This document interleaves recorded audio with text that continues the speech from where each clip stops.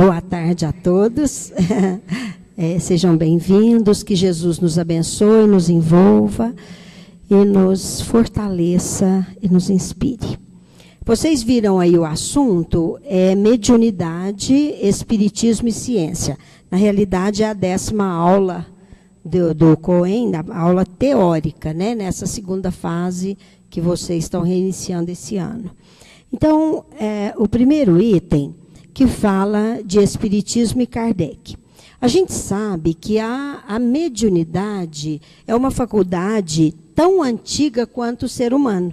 Então, nós temos notícias de fenômenos mediúnicos que não tinham esse nome de mediúnico desde os tempos mais remotos. Mas isso só se sistematizou, quer dizer, tornou-se um fato científico a partir do século XIX, quando o professor Hippolyte Léon Denisard Rivail, que é esse que está aí, que posteriormente utilizou o nome de Allan Kardec, quando ele resolve pesquisar, descobrir o que significava tudo aquilo. Então, em todas as épocas do pensamento humano, surgiram pessoas que eram ou que tinham essas faculdades, que tinham capacidades de perceber coisas além do mundo material, além dos sentidos materiais. E esses fenômenos foram, na realidade, deram origem às crenças religiosas, às práticas, aos rituais. Então, a história conta do pensamento da humanidade desde essas épocas, desde as épocas mais remotas, né? Essas pessoas vamos dizer assim, de poderes extraordinários, contribuíram para a organização das sociedades, contribuíram para o conhecimento religioso, vamos dizer assim, das sociedades, né? E essas pessoas ofereceram também preciosos recursos morais para as criaturas, ensinamentos que fazem parte da mais remota antiguidade.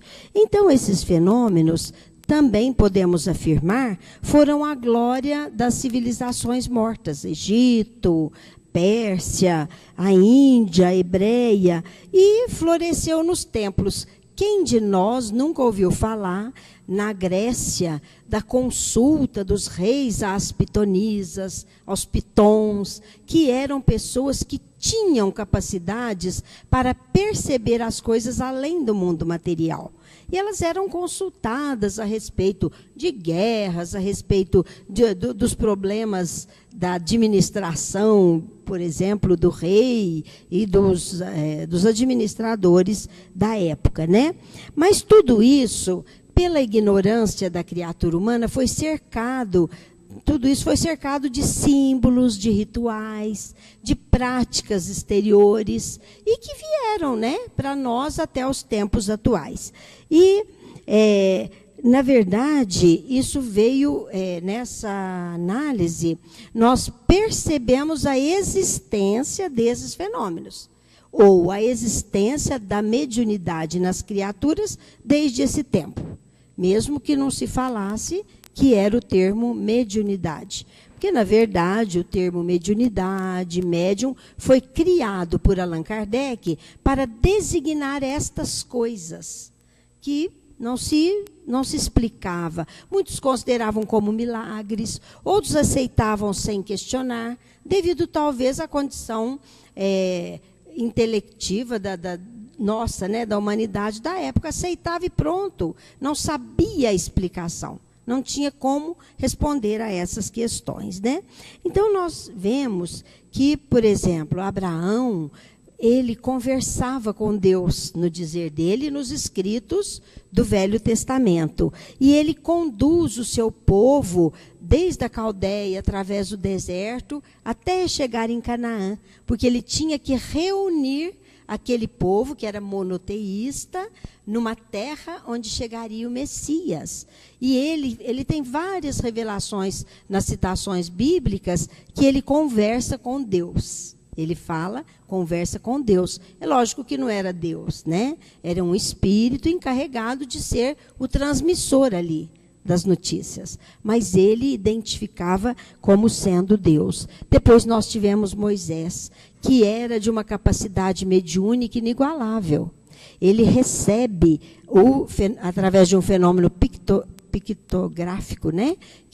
que é o fogo queimou a pedra e ali esculpiu os 10 mandamentos. Então ele fala, a sarça, lá na Bíblia ele fala, a sarça queimava sem se extinguir. Ia queimando a pedra e formando os escritos. E ele trouxe o famoso, né, o celeste ensinamento dos 10 mandamentos para nós. E inúmeras vezes ele entrava em contato com o Pai. Quem já leu sobre a vida de Moisés, conhece as inúmeras façanhas dele no Egito. Depois nós tivemos Isaías, que foi um grande profeta, e ele anunciava a vinda do Messias, naquela sua conversa com os imortais, que ele fala, eu converso com os imortais e eles me dizem. Então, existem inúmeros relatos e a gente vendo. Zoroastro, que aos 30 anos ele fala que teve a visão divina. Ele viveu na Pérsia e ele revoluciona toda a Pérsia com a sua visão. E traz inúmeros ensinamentos para as criaturas humanas e existe registro de tudo isso. O Siddhartha Gautama, que é o Buda, também insatisfeito com o que a vida lhe dava, sai e aos 35 sai do Palácio Real. Ele era um príncipe e ele sai do Palácio Real e vai procurar a verdade. E quando ele volta, ele fala, através do seu contato com as pessoas de além-túmulo, como ele diz, ele fala, a verdade é Deus. Então, ele descobre, né, a lei de Deus em todas as coisas e estabelece um código de otimismo, de renovação, de crescimento para a criatura humana, trazendo tudo como revelações de amigos do além-túmulo, como ele fala, né? E, mais ou menos 600 anos antes de Cristo, nós temos, que todos conhecem, o filósofo, um dos mais famosos, que foi Sócrates. E Sócrates conversava com o seu daimon, que ele chamava. Na realidade, daimon era uma palavra grega que significava gênio, que significava demônio, não no sentido que nós atribuímos hoje. Mas era um ser que o inspirava, que o alertava e que o protegia. Né? A tradução também pode ser de gênio ou espírito imortal. Então, nós temos fatos relatados na história que provam a existência desses fenômenos. Né? Quem não conhece a história de Joana d'Arc? Todos nós. Ela ouvia as vozes e ela dizia às pessoas, é a santa, a Nossa Senhora de Dom Remy, né? Lá da igrejinha de São Miguel, onde ela morava. Ela achava que era a santinha que falava com ela, né? Na sua crença. Mas, na realidade, eram espíritos encarregados de ajudá-la naquela grande tarefa de reconstituição da França. E ela foi considerada herege, foi presa, queimada viva. Então, olha só que interessante. Ela escutava as diretrizes verbais dos seus guias, que ela atribuía conforme ela acreditava, mas todas as instruções eram fundamentadas, né? Tem uma parte muito interessante que eles falam assim, leva ela à presença do rei. E para ver se ela era verdadeira, porque ela pedia, as coisas orientava, eles seguiam, davam certo, né, os exércitos. Então, quando ela é levada, alguém dá ideia, fala, manda o rei ficar no meio do povo, tira a sua capa, fica no meio do povo e põe outro no lugar dele, para ela identificar. Então, ela vai para saudar o rei, quando ela entra e olha, ela para, e as vozes vão falando para ela. Ela para e começa a olhar em volta, no povo, e ela vai direto ao rei que estava ali, no meio do povo, né, assim, simulando a sua presença. E ali ela reverencia o rei e fala o que ela tinha que falar. Então, são provas, e ela fala, eu escuto vozes, as vozes me dizem. Então, ela é morta porque ela tinha que negar que escutava vozes. E olha que interessante, na década de 70, a igreja, relembrando o modelo religioso, né, eles, que era da época, eles consideram, né, santa, consideram Joana d'Arc uma santa. Quer dizer, aceitam como verdades aquilo que ela viveu. Então, na verdade, a igreja passou a aceitar o que ela falava, não é? Se aceitou que ela não era uma herege, foi canonizada e agora é Santa Joana d'Arc. Então, essas revelações demoníacas atestadas pela igreja na época medieval, na realidade, eram criaturas que eram médiuns e que se manifestavam e que a igreja condenou e não aceitou os referenciais da verdade, o entendimento de tudo isso. Então, a ignorância é que cercou o ponto de vista dessas criaturas, porque eles confundiam o divino com o sobrenatural. Nós temos que fazer essa distinção, vamos dizer. Então, tudo que eles não entendiam era considerado milagre ou era considerado heresia. E eles misturavam o sobrenatural com o natural. Hoje, com o advento do espiritismo, então, a palavra sobrenatural não existe para a doutrina espírita. Existe o quê? Existe fatos cujas causas não são conhecidas, porque não temos toda a verdade à mão, mas não como um fenômeno que derroga as leis naturais, porque Deus não estaria hoje fazendo uma coisa, amanhã fazendo outra. Então, os fenômenos obedecem a uma lei, mas às vezes essa lei é desconhecida para nós, que foi o que aconteceu com o advento do espiritismo. O professor Rivaio foi um dos maiores pedagogos do século XIX. E ele estudou, vamos dizer, com o maior deles, que foi João Henrique Pestalozzi. E ele foi para a Suíça, aos 10 anos de idade, aos 18 anos, ele já substituía o professor Pestalozzi. Ele era, vamos dizer assim, mestre em ciências e letras, e desde os 20 anos, quando ele vai para Paris, vem embora da Suíça, ele vai para Paris, ele já escreve inúmeros livros didáticos, orientações de aprendizado da língua francesa. Então, ele era uma pessoa que se preocupava com o saber. E o professor Rivaio, então, todo aquele trabalho que ele faz com a educação, que ele era educador, aos 51 anos, ele conhece o fenômeno das mesas girantes. Não precisamos falar muito, que vocês já estudaram isso aqui. Então, qual foi ele, um homem de espírito sério, um homem sóbrio, um homem inteligente, um pesquisador de observação, né, e de reflexão? Ele tomou contato com esses fenômenos, os fenômenos das mesas girantes. E com a seriedade de um homem íntegro e culto, ele fez uma pesquisa amadurecida em todos aqueles fatos que surgiram. E pelo seu inexcedível amor à verdade, porque ele era uma pessoa séria quando se tratava de conhecimentos. E o professor Rivaio edificou, vamos dizer assim, o maior monumento de sabedoria que a humanidade até hoje recebeu. Podemos dizer assim, porque ele desvendou os grandes mistérios do destino, da dor, do sofrimento, da vida, pela compreensão racional das múltiplas existências e dos ensinamentos de Jesus trazidos ao comportamento da criatura humana hoje.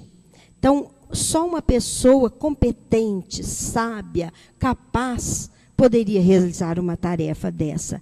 Então, ele era um livre pensador, um homem de análise, e ele tinha uma vida intelectual absorvente.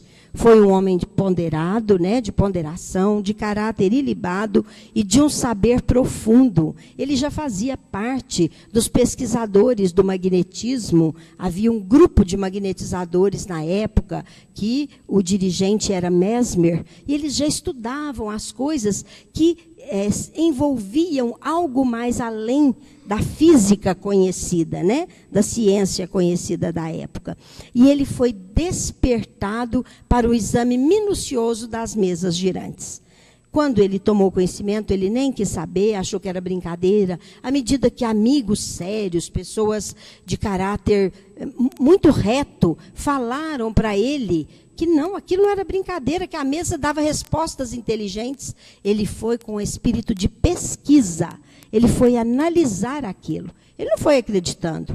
Ele foi para ver se era mesmo. O que acontecia quando se realizavam aqueles fenômenos. Então, vejam, todos os adventos da época, inclusive o magnetismo, os fatos psíquicos que aconteciam, os fenômenos que eram divulgados, culminaram no advento da doutrina espírita, que ele deu o nome de Espiritismo e teve como figura imortal Allan Kardec, que era o professor Hippolyte Léon Denisard Rivaio. Então, vocês vejam que não foi uma coisa surgida assim aleatoriamente. Houve pesquisa, houve trabalhos. Quando a gente lê a biografia dele, ele começa a desanimar, porque eram muitas anotações. Ele chega, gente, a escrever 50 cadernos, conta na biografia, e ele tinha que ordenar aquilo. Ele tinha que classificar, ele tinha que organizar tudo aquilo para ser entendido.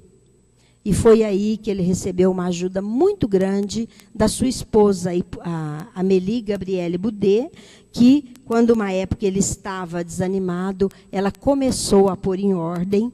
Ela era uma pessoa culta também, formada em letras, em artes, e ela, então, dedica o seu trabalho de ajuda nessa fase. E ele retoma o trabalho. Então, e ele afirma constantemente: o Espiritismo não foi criado por mim. Ele não atribui a ele próprio isso. Ele sempre diz, ele é o resultado da revelação dos Espíritos. E ele afirma, o livro chama Livro dos Espíritos, a primeira obra, e que constitui a base da doutrina espírita. Ele deixa claro, lá na introdução, eu nem pude... como afirmam alguns, que eu escrevi com espírito de sistema. Não. Quer dizer, tentando concatenar as ideias, não. Todas as revelações vieram dos espíritos. Algumas eu até não concordava, ele fala inicialmente. Eu achava que podia ser diferente. A minha ideia era diferente do que aquela resposta que era dada pelos espíritos. Então, ele deixa muito claro isso. Então, ele está isento de qualquer acusação de ter influenciado com suas ideias pré-concebidas ou de espírito de sistema no conteúdo da doutrina. Ele explica isso muito bem na introdução do Livro dos Espíritos. E ele utilizou, deixa claro lá, que ele utilizou o método experimental. Então, o que ele diz? Na Gênese, livro A Gênese, né? Olha lá, o capítulo 1, item 14, ele diz assim: fatos novos se apresentam. Eram as mesas girantes, né? Não podem ser explicados pelas leis conhecidas. Ninguém sabia quem respondia, como é que conversava com uma mesa, como que isso acontecia, não tinha como. Então, o cientista os observa, compara, analisa, remonta dos efeitos às causas. Ali tem uma causa. O que está provocando isso, né? Chega à lei que os rege, quer dizer, chega à resposta da causa do acontecimento. Depois, deduz-lhe as consequências e busca as aplicações úteis. Isso é o que a ciência fala num fato novo que ocorre. Então, essas são as etapas de uma teoria científica, que ele descreve muito bem assim. A primeira fase, fatos novos se apresentam. Então, quando um fato apresenta para a ciência, a escolha do objeto é o primeiro passo, é a primeira etapa da teoria científica. Qual seria o objeto? Bom, mais adiante que eu vou falar. Então, a segunda etapa, ele vai observar o objeto de estudo, comparar, analisar. Nessa etapa, deve fazer um exame através de descrição detalhada do objeto estudado, descobrir todas as características e informações sobre ele, sobre o objeto. Isso é o que a ciência manda fazer, né? A terceira fase da etapa de uma teoria científica. Formulação das leis. O terceiro passo é apresentar leis que regulam o comportamento do objeto estudado. Quer dizer, o que faz ele fazer aquilo, o que faz ele comportar-se de tal e tal maneira, né? E a quarta etapa é a dedução das consequências e busca de aplicações úteis. Formulada a lei, já anteriormente, podemos observar, determinar as consequências da aplicação ou não dessa lei. Então, essa é a quarta etapa de uma teoria científica. Então, olha na elaboração da doutrina espírita. Kardec apresenta essa justificativa, que eu li inicialmente. Ele fala, um fato científico vai ser, observa-se, analisa, compara, faz as leis, deduz as consequências. Então, o que ele fez na doutrina espírita? Escolha do objeto.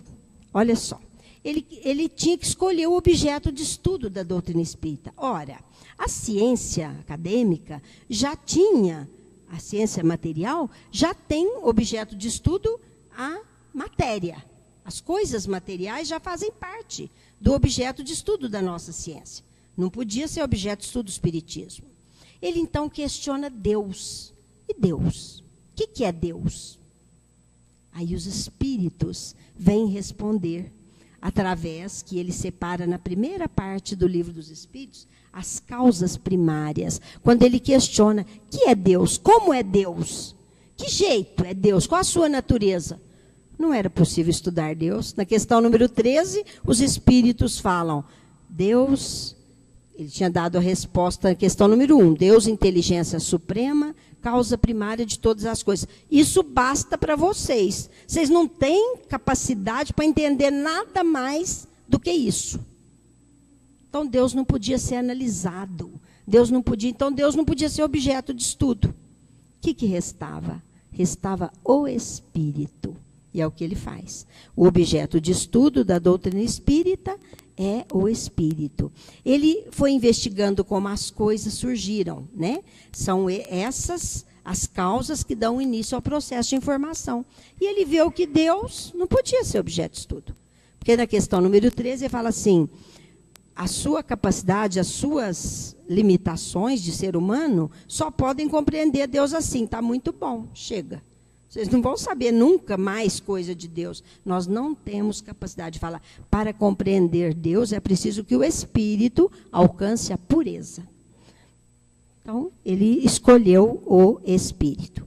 Bom, escolhido o objeto, então o Espírito, ele vai analisar detalhadamente o objeto escolhido. Aí ele pergunta, o que é o Espírito? Como é que o Espírito vive? O que ele faz aí? O que ele faz aqui? Por que ele vem para cá? Por que ele vai para lá? Por que ele vem do mundo espiritual? Por que ele vem do mundo... Como isso ocorre? O que é a reencarnação? Como é que é a morte? Ele influi aqui? Influi. Ele influi daqui para lá? Para o mundo espiritual? Então, ele faz, gente, nas partes do Livro dos Espíritos, ó, na parte 2, ele faz toda a descrição do objeto de estudo da doutrina espírita. Ele fala tudo do Espírito. Fala que o Espírito é uma centelha, que o Espírito é acompanhado do perispírito. Ele vai falando do conteúdo, olha lá. Ó. Ele fala do mundo espírita, do mundo dos espíritos. Então, foram exploradas todas as características, todas as propriedades do objeto. Então, objeto, estudo, que é o Espírito, né? Na parte 2 de O Livro dos Espíritos. Aí ele passa para a terceira etapa. Quer dizer... Qual as leis que regulam a conduta desse objeto de estudo? Então, ele elabora as leis morais. A lei moral, ou a lei divina, ou a lei natural é uma só. É uma só. Para tudo. Mas ele separou os espíritos, ou separaram didaticamente, para nós termos um contato paulatino do entendimento dessa lei nas suas inúmeras condições. Então, ele formula a lei. Tá, quando esse espírito se comporta assim, o que acontece? O que regula? Por isso que as leis morais falam do espírito, quer dizer, os deveres e direitos da criatura humana, né, dos espíritos. Fala da nossa necessidade da crença em Deus, necessidade do trabalho, da conservação, da igualdade, nossa relação com o outro, da lei de liberdade, da lei de progresso, a que todos estamos sujeitos. São as leis morais, que ele especifica, são leis que regulam a conduta desses espíritos, né, dos espíritos.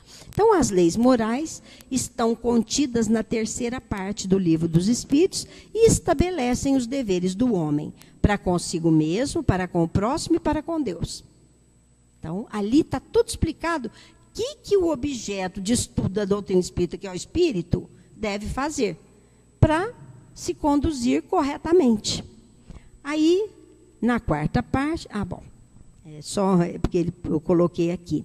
Então, quando ele fez isso, gente, ele elaborou o maior, vamos dizer assim, o maior tratado de mediunidade, ou tratado científico, ele diz assim, né, já publicado, que foi o Livro dos Médiuns, né, quando ele elabora esses questionamentos e publica em seguida o Livro dos Médiuns. Eu acho que ficou pulou aqui alguma coisa, perdão.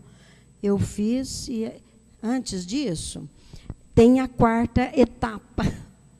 Ficou, não sei se sumiu aqui o slide. A quarta etapa da teoria científica nada mais é do que o quarto passo, né? A consequência do cumprimento ou não dessas leis, que está na quarta parte do Livro dos Espíritos. Quer dizer, se eu cumpro o dever dessas leis, o que acontece comigo? Ou se eu não cumpro? Então, é lá que ele escreve a chegada no mundo espiritual, a vida além túmulo, o céu, o inferno, o purgatório, né, que era a crença da época. Ele explica tudo isso na quarta etapa. Então, Kardec elaborou a doutrina e justificou, depois do Livro dos Espíritos, publicando o Livro dos Médiuns. Como eu havia dito, o maior tratado de mediunidade já publicado. Então, ele usou os seus conhecimentos com a lente da compreensão, explicou os problemas humanos e chegou a uma filosofia espiritualista, porque acredita na vida além desta vida, com bases científicas, que foi o processo de aprendizado que ele fez, e com consequências morais. Porque a nossa vida, nosso comportamento, o comportamento dos espíritos, trazem consequências da aplicação ou não dessas leis que eram relatadas. Então, gente, tudo isso veio tornar a doutrina espírita uma revelação na história do pensamento da criatura humana. Mas acontece que a academia da época, os estudiosos da academia, a ciência acadêmica, não aceitou as ideias de Kardec, né? Como acontece em muitos casos. E começaram a pesquisar. Muitos, que nós vamos citar agora mesmo, William Crookes, o Charles, aquele outro, César Lombroso, o Alexandre Kizakov. O Alexandre Kizakov é da Inglaterra, o William Crookes da Inglaterra. Não, o Kizakov é da Alemanha. O William Crookes da Inglaterra, o César Lombroso da Itália. Eles se tornaram adeptos da doutrina. Eles publicaram obras explicando os fenômenos, juntando seus conhecimentos. Né? Publicaram obras que nós conhecemos e que ratificam o que a doutrina espírita ensinava. Outros ficaram contra. E o famoso Charles Richer, não sei se eu pus o fotinho dele aqui. Não pus, não consegui. O Charles Richer, ele criou, então, uma nova ciência. Ele não concordou com Kardec. E ele criou a metapsíquica. Meta é além de, né? Além do psiquismo. E nessa nova ciência, que ele mantinha a visão materialista, como cientista que era, ele conseguiu adeptos. Muitos desses adotaram. O Zollner, né, o fisiologista, o Carlos Zollner, astrônomo, outros médicos, outros cientistas, se reuniram em torno dessa nova ciência e deram o nome de metapsíquica. E o Charles Richer, que era o que deu a ideia e que era o grande pesquisador, ele talvez tenha sido o maior adversário da mediunidade e do espiritismo que se pode conhecer. Porque ele negava e dava as explicações que ele criou para os fenômenos. Então, ele disse que os fenômenos metapsíquicos, que na realidade para Kardec eram os fenômenos mediúnicos, tinham os fenômenos chamados objetivos, que ele deu o nome de telecinesia. Eram fenômenos de efeitos físicos. Ele deu o nome de reps, que eram os ruídos, levitação, quando a pessoa levantava do chão. Como ele explicava? Ele explicava assim, que a pessoa colhia do cosmo a energia e conseguia se levantar, que não tinha espírito nenhum ali. Não tinha mediunidade. Tudo era um fenômeno particular. Ele tinha esse dom psiquicamente e conseguia realizar isso. Transporte de objetos de um lugar para o outro, para uma sala. Movimentação de mesas. Era a energia da pessoa que focalizava e movimentava mesas. A escrita direta, que é assim, punha um papel dentro de uma gaveta, o papel parecia escrito, né?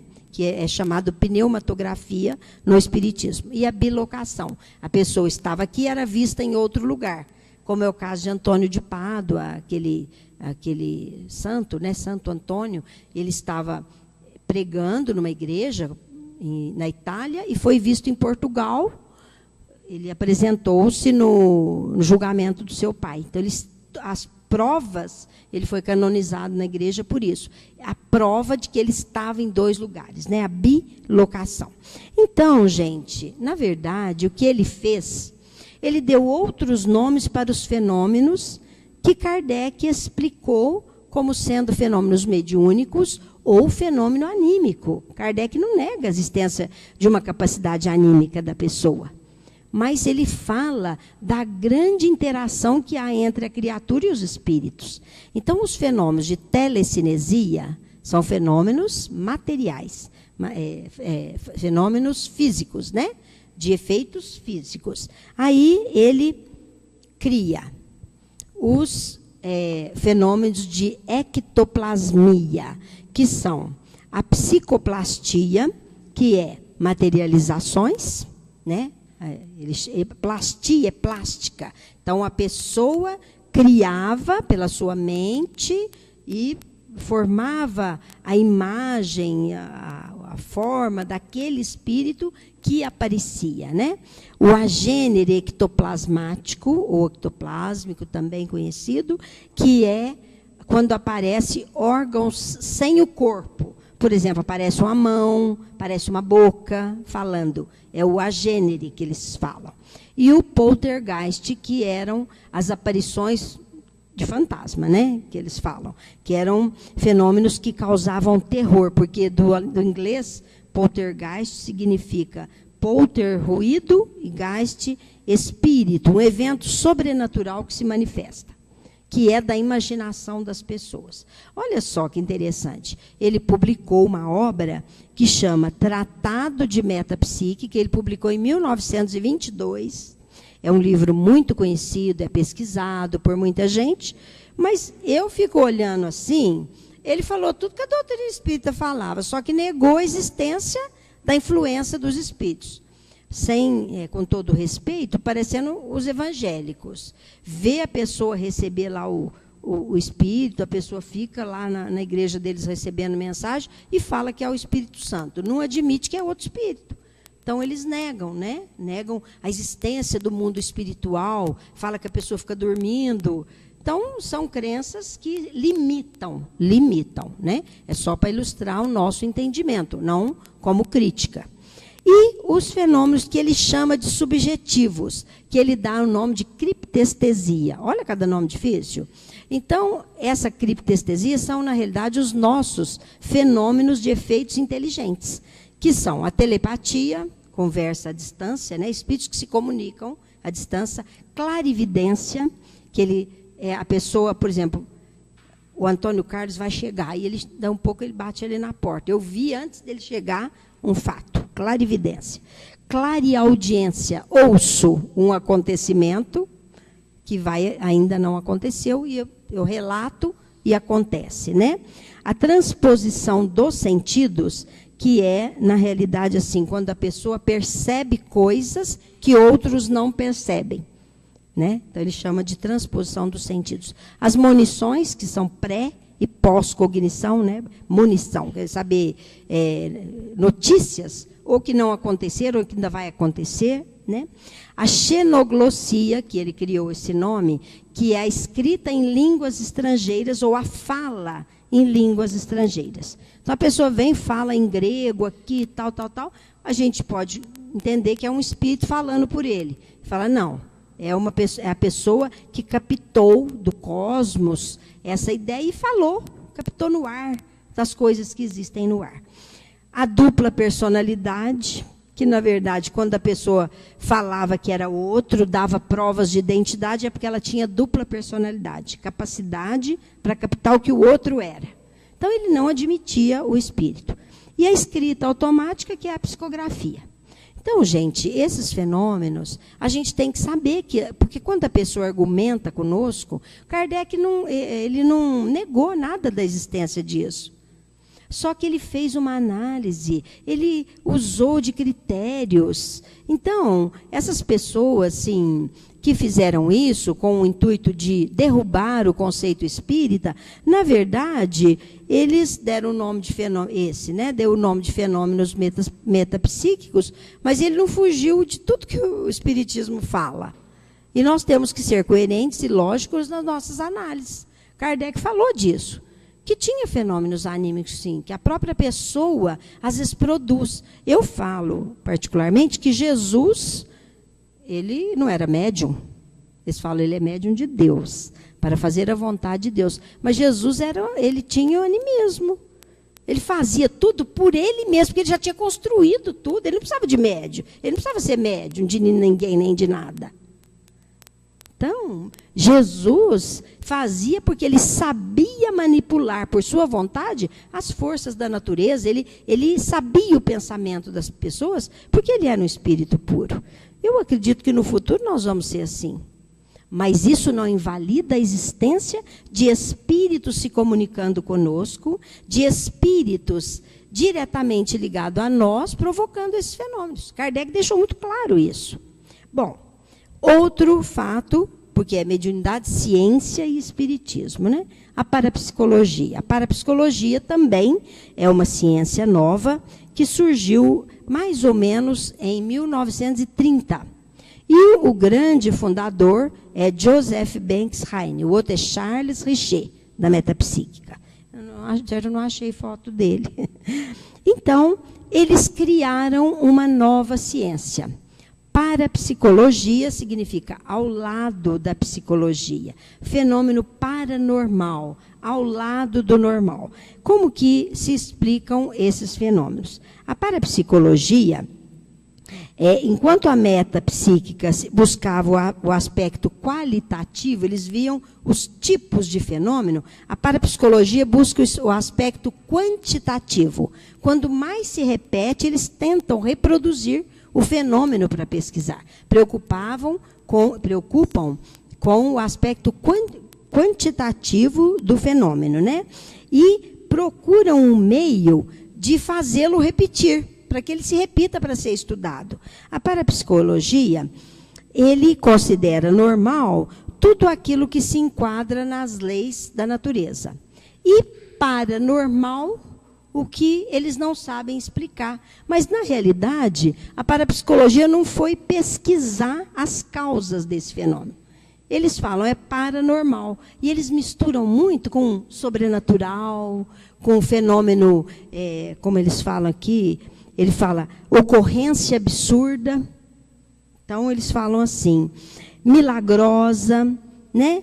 Então, eles não sabem explicar, mas não estão pesquisando isso, eles estão estudando o que tem. Quando não sabe explicar, fala que o fenômeno é paranormal. Então, o fenômeno paranormal tem algumas características. Raridade e fugacidade, não sei se eu pus. Raridade e fugacidade, quer dizer, ele não ocorre a hora que a gente quer. Dificuldade de repetir-se à vontade, tem o caráter inesperado, imprevisível. Então, tudo isso eles relatam para classificar o fenômeno, mas não vão às causas para pesquisar por quê, né? Como Kardec fez. Ele fala, e tudo isso complica o registro do fenômeno, né? Eles têm aspectos inteligentes, alguns fenômenos, o que dificulta, né, o controle e a vigilância do observador. Então, eles estão relatando o que ocorre. Insegurança e imprecisão dos testemunhos pessoais. A pessoa relata uma coisa, a outra que viu relata diferente. Imprecisão.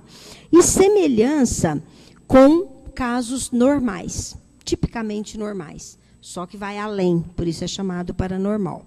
E então, gente, é uma profunda ignorância dos pesquisadores com relação aos mecanismos e às leis que regem esses fenômenos. Então, tudo isso, eu particularmente, quando a gente lê, acredita que eles ficam relatando umas coisas, mas, na verdade, não tem seriedade, como Kardec fez, de procurar causa, de saber o porquê, de relatar e de deixar aberto. Se novas pesquisas surgirem, a doutrina espírita vai aceitar, se for um fenômeno científico, se for um fato científico. Então, vocês vejam a diferença. Eu acho que isso é muito importante a gente saber, por conta, assim, de nós defendermos a doutrina espírita nesse aspecto, né? Quando vem um padre Quevedo falando na televisão e fazendo um mundo de argumentos, nós temos que ter conhecimento do que existe para termos os nossos argumentos, né? E a doutrina espírita nos dá isso. Quais são os fenômenos que foram estabelecidos pela parapsicologia? Alguns eles adotaram o mesmo nome da metapsíquica. E isso foi decidido e resolvido e aceito em 1953, em Utrecht, na Holanda, e que deram o nome de agora fenômenos psi, que são os fenômenos paranormais. O fenômeno psigama, que são os intelectuais, telepatia, clarividência, pós e pré-cognição, relatados por eles. Os psicapa, materiais, que são os fenômenos físicos, que é tudo que envolve a psicocinesia, movimento de objetos, né, de pessoas, tal. E os psiteta, oriundos de mentes de seres incorpóreos. Olha como que eles usam, gente. Seres incorpóreos, só que eles não explicam o que são esses seres, né? E com isso, gente, surgiu a psicotrônica, que alguns tentam explicar, que são os fenômenos, os aparelhos eletrônicos que ajudam a pessoa a perceber isso. E a psicobiofísica, eletrônico com o físico da pessoa, é meio confuso aí. Bom, são três as correntes de parapsicologia no mundo. A primeira é a corrente russa. Ela é materialista. Todos os fenômenos são explicados pela matéria. O fenômeno espiritual é considerado de lado. Então, é tudo a mente da pessoa, tal. É a corrente parapsicológica russa. A francesa, a norte-americana, já tem uma conotação espiritualista. Por quê? Eles falam assim, são provocados por seres de outra dimensão, que nós não sabemos ainda explicar, mas um dia vamos explicar. Então, já começa a admitir um pouquinho, né? E a corrente francesa, que é a corrente católica da parapsicologia, que admite os fenômenos, tudo como milagres. Quando não explica porque aconteceu um milagre, é sobrenatural, Deus quis, foi possível acontecer. Não tem explicação científica para isso.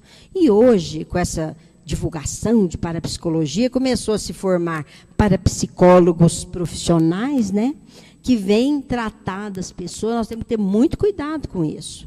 A pessoa começa a ter, aí quer tratar no consultório de parapsicologia, dar explicações aí mirabolantes, e às vezes as pessoas podem até ficar prejudicadas, né? A pessoa fala, sou parapsicólogo, quer dizer, entendo de fenômenos extranormais ou paranormais, né? Então, a pessoa tem que ter muito cuidado, né? E buscar as terapias convencionais, buscar a ajuda da doutrina, isso sim.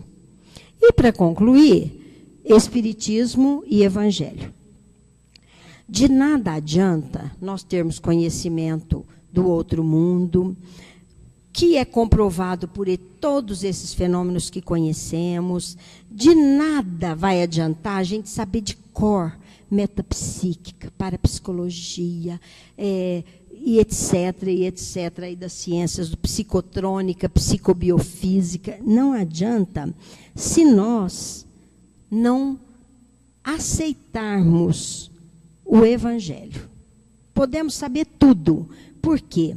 Nós vamos misturar, às vezes, conhecimentos, não vamos entender e não vamos saber vivenciar, né? Se nós não tomarmos conhecimento de que somos seres imortais, sujeitos a uma lei que é lei de amor, que é lei de misericórdia, mas, acima de tudo, que é uma lei de justiça. Kardec deixa claro em tudo isso, né? Que ninguém sofre por outro, que nós teremos sempre novas oportunidades, e ainda que, se a gente não tomar conhecimento, que estamos em direção a um aperfeiçoamento moral. Um dia vamos ser perfeitos. E vamos entender tudo isso. Então, não adianta saber tudo isso, entender, e nem também só da doutrina espírita. Se isso não for para nós motivo de renovação, reforma íntima, mudança. E entender também que Kardec, ao lado da pesquisa científica, ao lado da perquisição filosófica, elegeu a moral de Jesus como o mais perfeito instrumento para a instalação do bem na Terra e para a evolução das criaturas. Então, aí está a chave. Podemos saber tudo, se não praticarmos a moral de Jesus, que ele veio trazer, que ele veio ratificar, que ele veio explicar através de situações e conceitos positivos, lógicos. Quando ele fala fé inabalável, é aquela que enfrenta a razão face a face. Então, ele fala da fé, do sentimento de crença, na certeza da sabedoria e justiça divina, mas que tem que estar embasada na razão, no conhecimento. Eu tenho fé, não é porque eu tenho fé, mas porque eu sei. Não é porque eu creio, porque eu sei. É isso que Kardec veio falar para nós, né? Então, ao lado da pesquisa científica, da perquisição filosófica, elegeu a moral de Jesus como o mais perfeito instrumento para a instauração do bem na Terra. Então, Jesus é o guia e modelo da humanidade. Então, desde 1857, com a publicação do Livro dos Espíritos, a humanidade tem um roteiro seguro para conduzir as suas vidas, que são os ensinamentos da doutrina espírita. Explicações morais, baseadas no ensino do Cristo, baseada no ensino de Jesus. E são os únicos ensinos capazes de clarear para a pessoa como conduzir a sua vida. Jesus procurou iluminar as consciências com a proposta de libertação pelo conhecimento da verdade. Quer dizer, a gente vai saber o porquê das coisas. E integração, a pessoa se entregar também nos postulados soberanos do amor. São as duas asas, a asa do saber e a asa da virtude, que nós temos que conquistar. Então, com o Livro dos Espíritos, a humanidade tem um roteiro seguro, com as explicações morais, baseadas nos ensinos do Cristo, únicos capazes de permitirem ao homem encontrar o caminho, a verdade e a vida. Então, que Jesus nos abençoe, nos ampare. Agradeço a atenção de todos e vamos cada vez... Ai, não quer pegar aqui? E vamos cada vez estudar mais, aprender mais, para estarmos munidos, né, dessa possibilidade.